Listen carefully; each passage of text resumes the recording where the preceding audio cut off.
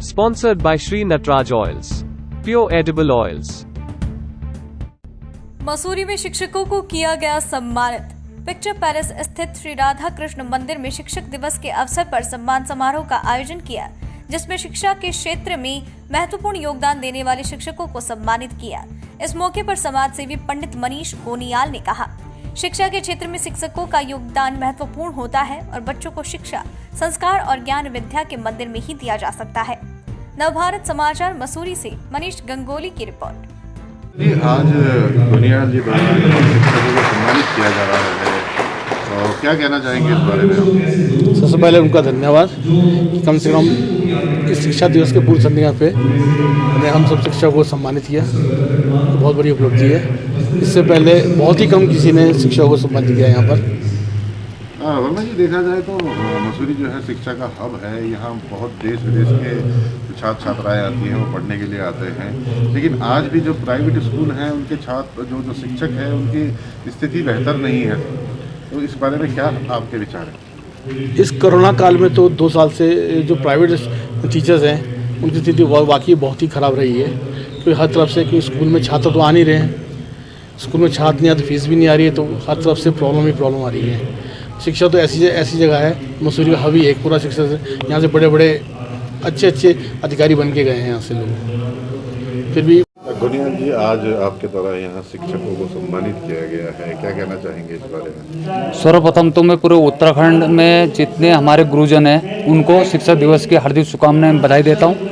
और आज जो ये शिक्षा का कार्यक्रम है, ये मेरा बड़ा सौभाग्य है कि मुझे आज ऐसा सौभाग्य प्राप्त हुआ कि मैंने गुरुजनों का सम्मान समारोह का कार्यक्रम करा। इसमें मेरे बड़े भाई रजत अग्रवाल जी भी साथ में हैं, जिनका पूरा सहयोग मिला। और उसमें मेरा ये कहना है कि जो आज मैं जिस जगह खड़ा हूँ तो अपने गुरु के आशीर्वाद से मैं खड़ा हूँ, और मेरा पूरा कर्तव्य बनता है कि मैं गुरु जी का उसमें आशीर्वाद से जो समाज सेवा के मुझे उन्होंने सीख दी और जो मुझे सिखाया उन्होंने, तो मैं पूरा प्रयास रहेगा कि मैं आगे तक उनके साथ कंधे से कंधा मिलाकर टीचरों के साथ खड़ा, अपने गुरु जी के साथ खड़ा रहूँ। मसूरी एक ऐसा क्षेत्र है जहाँ देश विदेश जो छात्र छात्राएँ पढ़ने के लिए आते हैं, और यहाँ जो है काफ़ी संख्या में विदेशी पर्यटक जाते हैं, तो इसको लेकर आप क्या कहेंगे कि किस तरीके की शिक्षा देनी चाहिए? यहाँ अभी चाहे वर्तमान हमारी सरकार के लोग, चाहे कोई भी सरकार के लोग, इन्होंने कभी शिक्षा के ऊपर ध्यान नहीं दिया, कभी गौर नहीं करा, और न गुरुजनों के उसमें ध्यान दिया। और मेरा एक प्रयास रहेगा, मैं अपने बड़े भाई रजत अग्रवाल के साथ मिलकर शिक्षकों के लिए गुरुजनों के लिए एक हेल्थ कार्ड का आयोजन करूं, और प्रयास मेरा रहेगा सरकार के द्वारा मैं इनका हेल्थ कार्ड बनाऊं।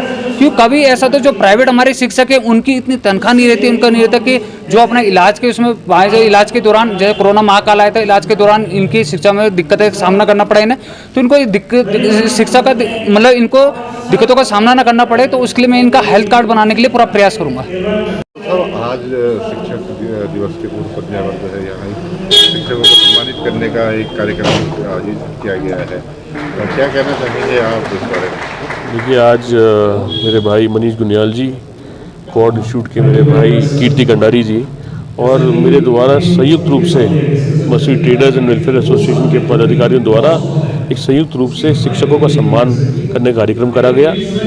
और बहुत ही खुशी की बात है कि इसमें शिक्षक भारी तादाद में आए। जिन शिक्षकों को कंडारी जी द्वारा बुलाया गया वो शिक्षक सब उपस्थित हैं। शिक्षक जो है राष्ट्र निर्माण करता है, और अगर शिक्षकों का सम्मान ना हो तो इसका मतलब हम भगवान का सम्मान नहीं कर रहे। शिक्षकों का सम्मान सर्वप्रिय है।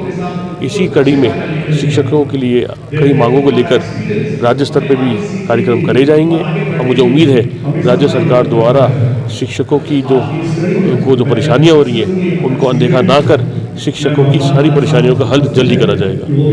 अग्रवाल साहब, मसूरी जो है शिक्षा का हब रहा है, और आज जो है यहाँ के जो शिक्षक हैं वो काफ़ी अपने आप को वैसा महसूस कर रहे हैं, उनको उतनी सारी सुविधाएँ नहीं मिल पाती हैं, तो क्या कहना चाहेंगे इस बारे में? देखिए, कहीं ना कहीं इसका कारण गलत शिक्षा नीति है जो केंद्र सरकार द्वारा और राज्य सरकार द्वारा हाल ही में अपनाई जा रही है।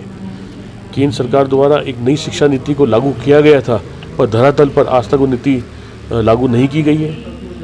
शिक्षा नीति में बदलाव आना और शिक्षकों के उच्च स्तरीय बढ़ावा देना, उनके रोज़गार, उनके जो सैलरी पैकेजेस हैं और जो उनकी सुख सुविधाएं हैं उनमें बढ़ोतरी करना सरकार का दायित्व बनता है।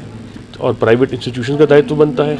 और अगर इस कड़ी में सरकार द्वारा या प्राइवेट संस्थाओं द्वारा कदम नहीं उठाए जाते हैं तो निश्चित तौर पर शिक्षकों का मनोबल टूटता है और मनोबल टूटना के कारण आने वाले भविष्य पे एक बहुत बड़ी चुनौती होती है।